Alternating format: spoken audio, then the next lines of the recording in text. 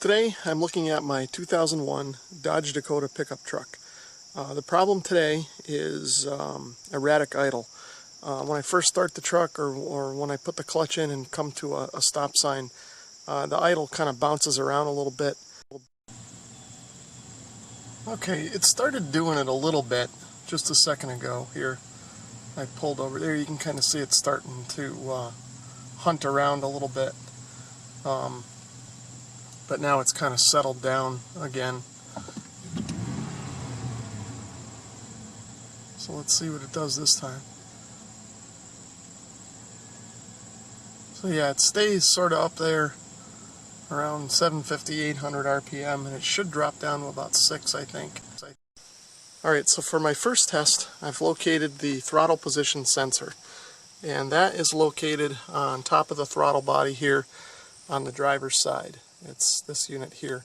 And on my truck it's real accessible because I have a K&N air filter system.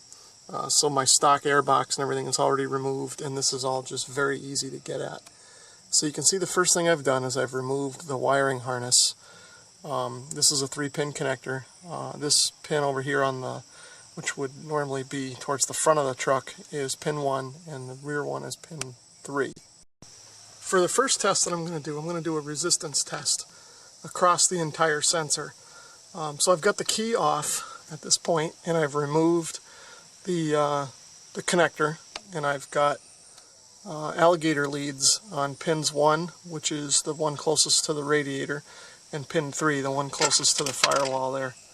And I've attached those to the leads on my multimeter, and I've set my multimeter to the resistance range, and you can see that I've got a steady 5.37 k ohm, and that doesn't vary when I move the throttle, because that is the overall total resistance of the sensor itself. So now if I move one of the leads to the center pin, when I move the throttle, you should see some change in the resistance. Okay, so I'm going to move the one from pin 3 to pin 2, and you can see the resistance has already changed to 5.1, which that right there might be a sign that things are a little flaky. And now I'm just barely touching the throttle linkage here, and you can see that the resistance is changing slightly. But if I start to open the throttle by hand, you can see the resistance lowers. And what I'm looking for are some, big gaps like that. And that would indicate kind of worn spots. You can kind of see the meter briefly goes into infinity mode, which kind of indicates to me that there are some dead spots in the throttle position resistor here.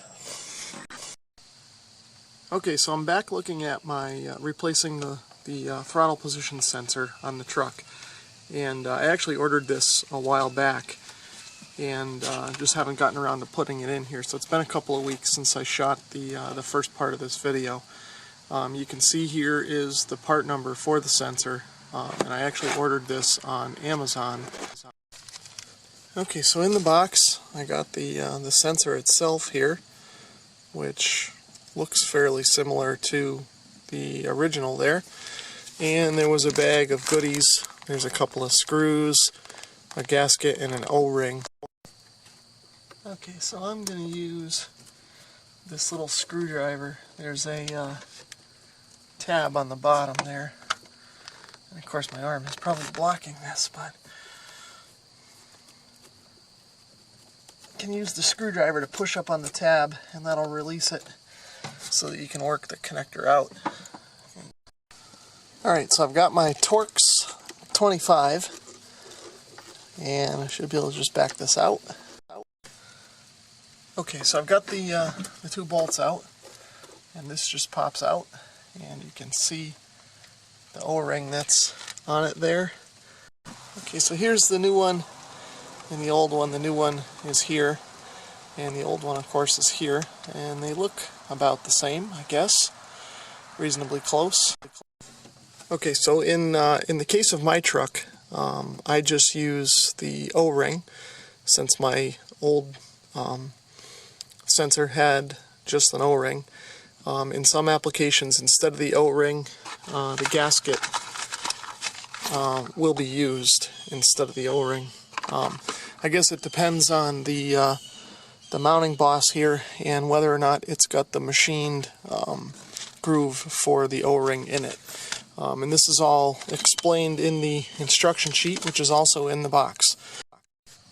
Okay, so there's a trick to lining up the new sensor, and you can see the two little tabs in here that need to kind of catch on the tab here on the throttle lever itself. And the instruction manual kind of does a good job of explaining that, but I'll kind of show it here just for reference.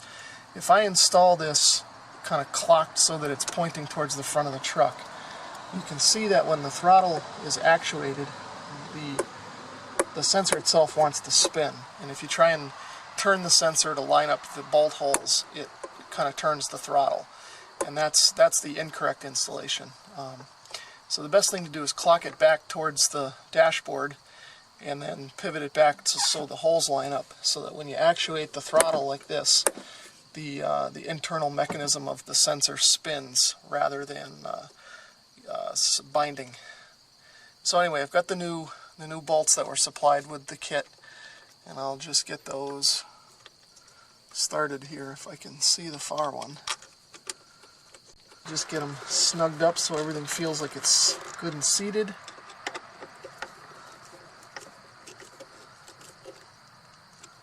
Like that. I'll give this one an extra turn if I can find it. Okay, that ought to do it. And then reconnect the wiring harness, and that should be good.